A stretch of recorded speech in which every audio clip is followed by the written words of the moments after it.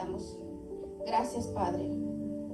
Te damos gracias, Padre maravilloso, por este mensaje que nos has dado, Dios. Gracias por alimentarnos con tu palabra, con tu presencia sobre todas las cosas, Padre. Gracias.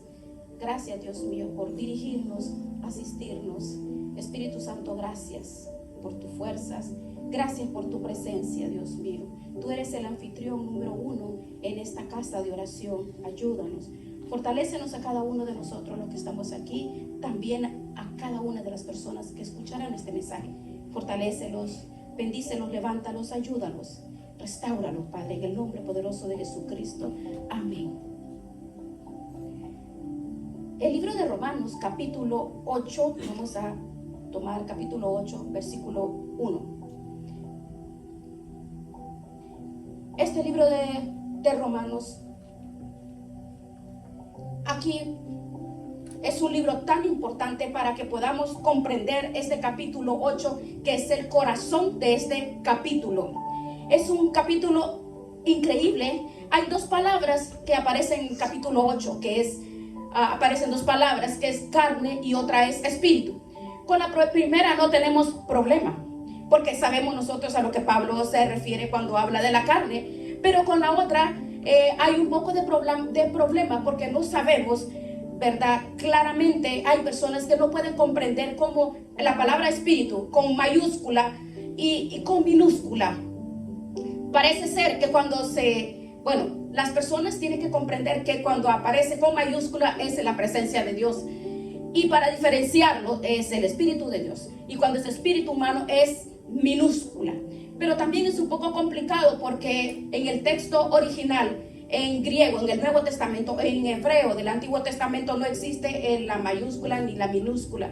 Entonces para nosotros es bien importante como para decir, bueno, Señor, cuando decimos Señor, fulano de tal, y nos referimos a una persona que es diferente y ponemos mayúscula, pero en el texto original no existe.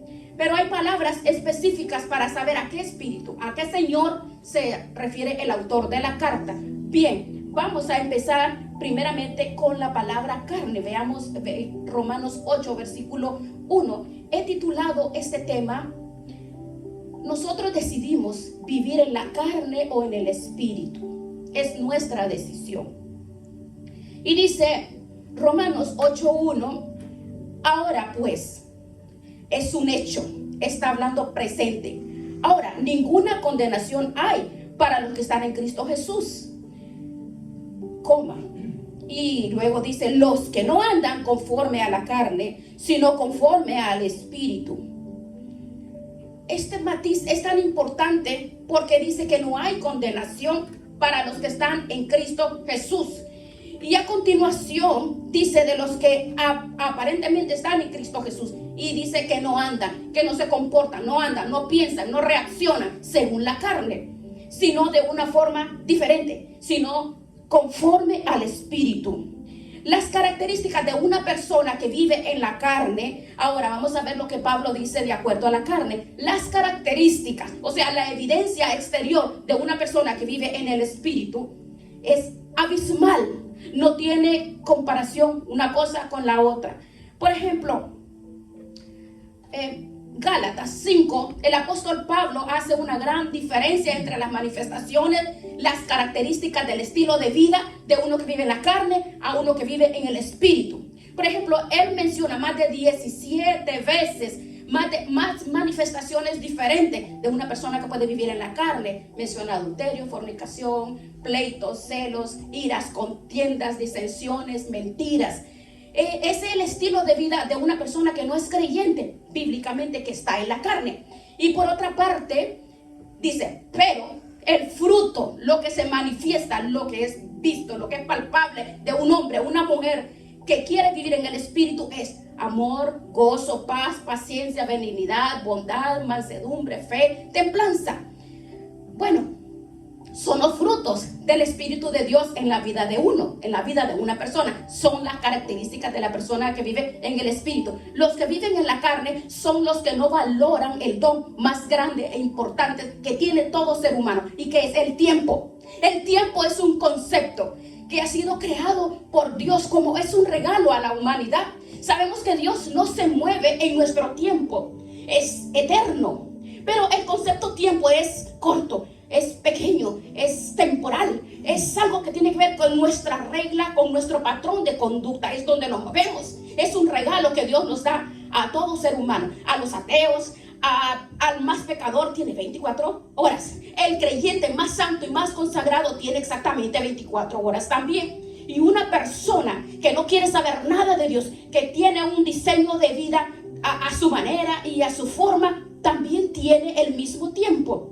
Tiene lo mismo que tiene un creyente. Ahora, el concepto tiempo es un regalo universal a los blancos, a los negros, a los pobres, a los chinos, en todos los continentes.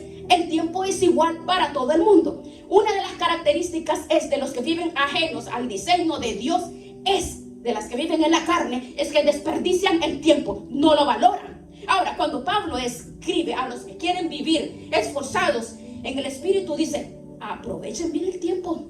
Aprovechenlo, porque el tiempo que pasa no se puede recuperar. Esa es la característica no podemos volver al pasado. No podemos arreglar los errores que hiciste ayer. No podemos.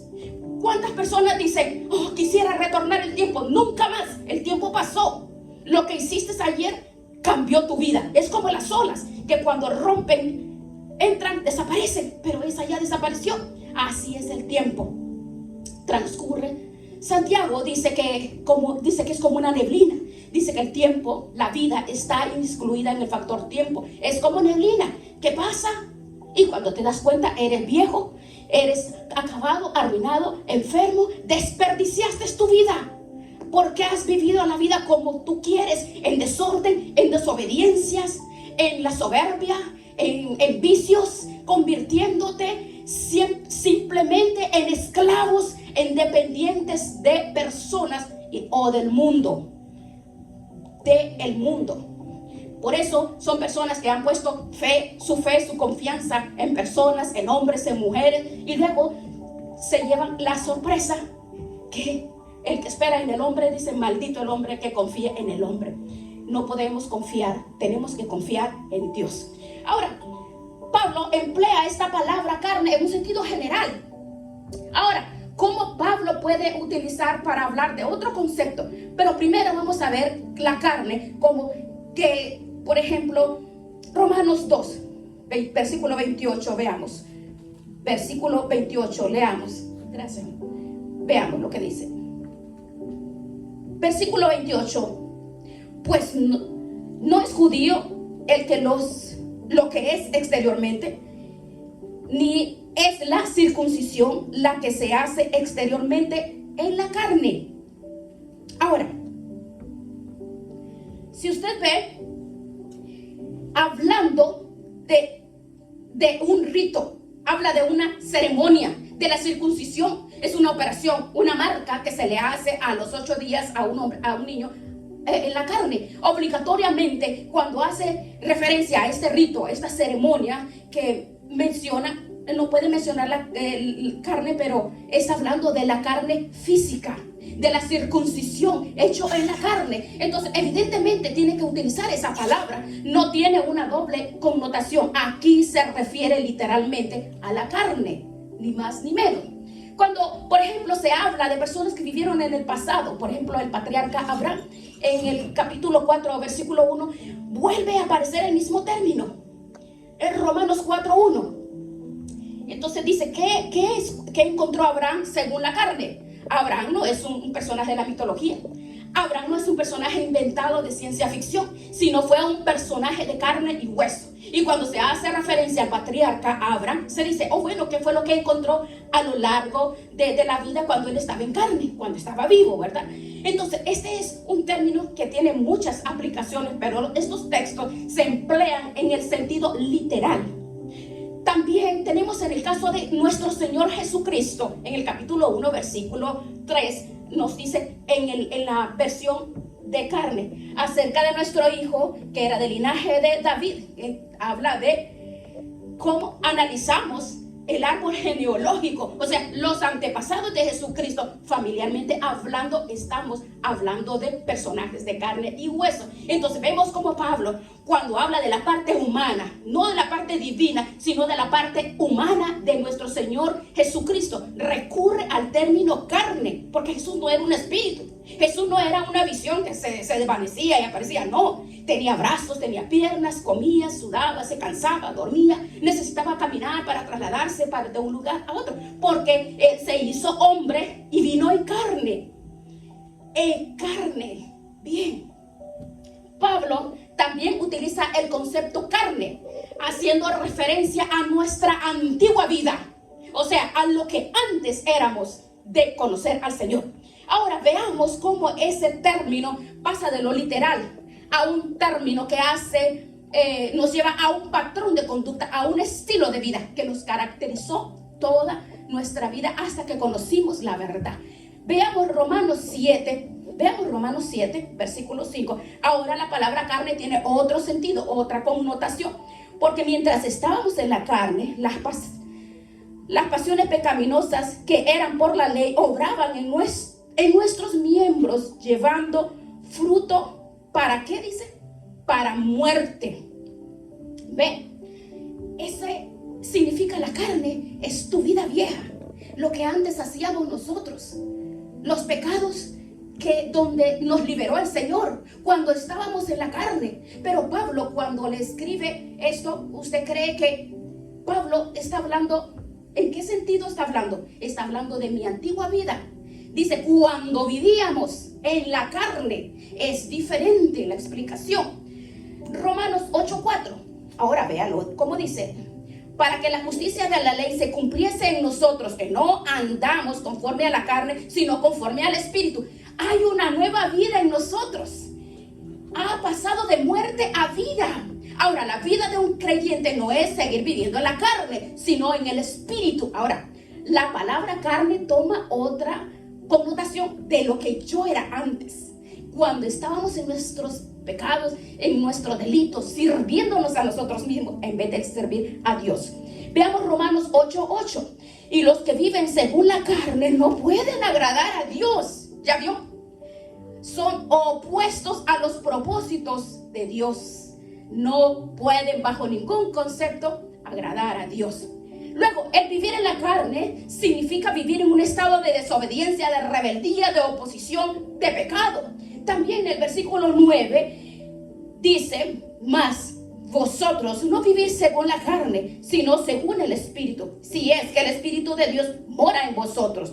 Y si alguno no tiene el Espíritu de Cristo, no es de él. Es decir, la vida que ustedes viven ahora, dice el apóstol Pablo, no puede seguirla viviendo en la carne, no puede seguirla viviendo con esas características.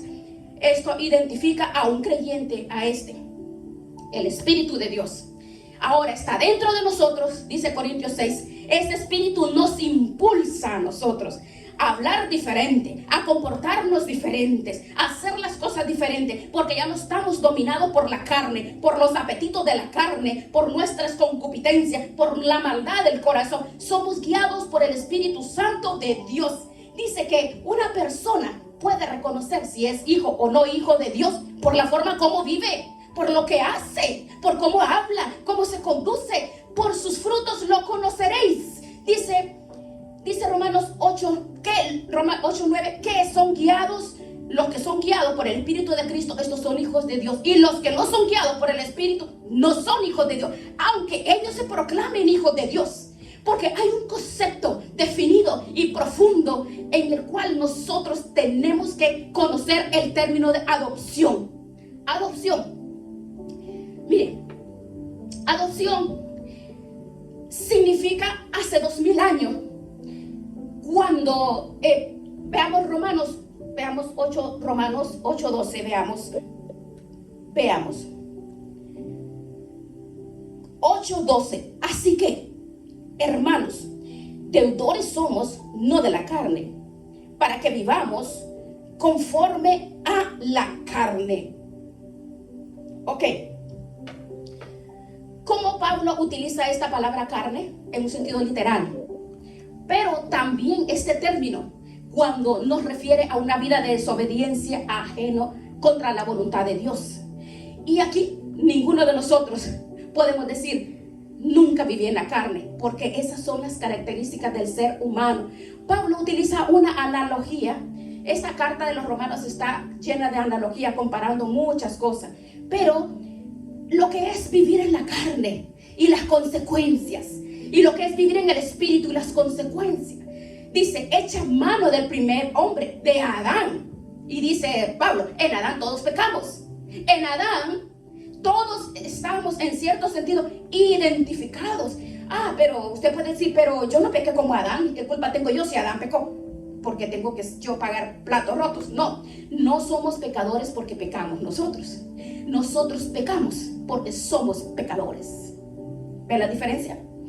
Nosotros no nos convertimos en pecadores cuando pecamos. Es que nosotros pecamos porque somos pecadores. Y nosotros no morimos porque hemos cometido un pecado. No, nosotros morimos porque Adán era el representante de la raza humana. Aunque en ese entonces no existía la raza humana, pero él era el que representaba a la raza humana. Él representa, y todo lo que él hizo es como que tú y yo lo hicimos. Prueba de ello es que cada vez que tú vas a un entierro, a un cementerio, te puede venir a la cabeza, esta es la consecuencia del pecado de Adán. Así como en Adán todos mueren, así como en Adán el sello de la desobediencia, de la rebeldía y de ser pecadores se nota, es evidente, todos mueren en Adán. Pero dice el apóstol Pablo, pero hay un segundo Adán y lo llama el Señor Jesucristo. Como en Adán todos mueren, en Cristo todos viven. Entonces tenemos que tomar una decisión todos los días, cada día. ¿Cómo quiero vivir yo? ¿Cómo quieres vivir tú? ¿Como Adán o como Cristo? ¿Cómo quieres tú decidir? ¿En qué equipo? ¿En el equipo de Adán o en el equipo de Cristo? Pero si me identifico con Adán, rechazo a Dios y voy a sufrir consecuencias graves. Pero si decido vivir como Cristo vivió, vamos a tener el espíritu que Cristo tuvo a lo largo de su vida para vivir en victoria, como todos los días vivió en victoria. Esto es, hermanos, un concepto que el cristianismo no entiende.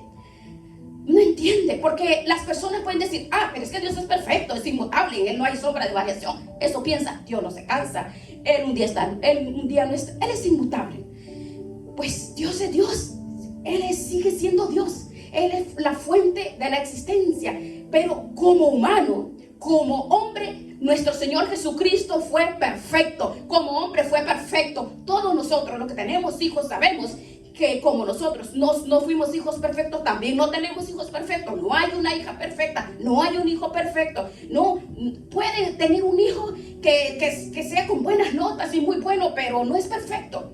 Pero como Jesucristo, como hombre, fue perfecto, quiere decir que vivió una absoluta perfección en toda su vida, en una absoluta, en una santidad completa. Nosotros tenemos que comprender el valor de saber que Cristo vivió, fue tentado. ¿Cómo vamos a saber nosotros si tenemos el Espíritu de Cristo, si no somos sometidos a la vida como vamos caminando nosotros? Vamos a ser tentados. Jesucristo fue tentado. Jesucristo, nuestro Dios, fue tentado en todo, desde su infancia hasta el último día de su existencia. Pero la palabra de Dios dice que a pesar de que fue tentado en todo, experimentó tentaciones que jamás hemos experimentado tú y yo. Porque Satanás, por todos los medios sabidos y para ver, por todo, trató de frustrar los planes. Y dice que nunca pecó y no se encontró daño en su boca. Nuestro Señor Jesucristo, cuando compara la ley con el sermón del monte, dice, ¿oíste que fue dicho? Y habla del Antiguo Testamento. ¿Por qué? Pues si Él es la palabra revelada, la palabra hecha hombre, la palabra hecha carne, entonces dice, porque vosotros condenáis a aquel que comete el acto, pero dice Jesucristo, el que lo desea y el que lo hace en su mente, sin haber llegado al acto, igualmente está pecando. O sea, una persona puede estar pecando ahí sentado en esa silla, sin salir de tu casa, tú estás pecando. No es el acto en sí, sino dice que en tu mente, en tu pensamiento, allí pecas. No solamente con el cuerpo, con la mente puedes estar pecando allí donde tú estás en tu casa. Ay, sí, que estoy guardado para no pecar. No, donde quiera que estés. Pero Jesucristo es el único que no pecó, ni siquiera en la mente. Él fue santo. Él nunca pecó. Y ese concepto tenemos que tenerlo definido. Él fue perfecto. Tú y yo podemos vivir en la perfección. Jesucristo 33 años vivió en la perfección. Todo lo tuvo en contra, pero dice que Jesús nunca pecó. Él fue perfecto. Si tú ves todos los evangelios, tú ves que todas son exposiciones diferentes, de diferentes formas, hablando de nuestro Señor Jesucristo. Mateo, ¿qué dice? Habla como el Mesías, el que estaba profetizado en las Escrituras. Marcos lo presenta como un siervo perfecto, obediente, sumiso, humilde. ¿Por qué? Porque los destinatarios de este libro eran los romanos. Pero cuando Juan lo presenta, Juan lo presenta mucho más profundo, de muchas formas diferentes. El verbo hecho carne, como el pan de vida, la luz del mundo, el camino, la vid verdadera. Pero cuando Lucas le escribe a un griego, a Teófilo, ahora la filosofía de un griego no era igual a la de un romano. Un romano y un griego son totalmente diferentes ellos. Es como que si un japonés y un latino, así. Son dos seres humanos, pero con mentalidad diferente. No tienen la misma mentalidad. Bien, son diferentes. Entonces, nosotros vemos que en estos libros, la definición que hablan de nuestro Señor Jesucristo, nuestro Dios, el soberano, el todopoderoso, el que se hizo carne, se despojó de su gloria, Él dice que está con nosotros.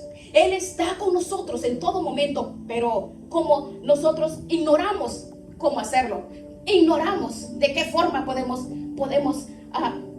obtener su presencia. Él fue perfecto. En Romanos 8, Pablo dice: ahora ustedes han pasado de muerte a vida. Nuestra antigua vida estaba caracterizada de vivir en la carne.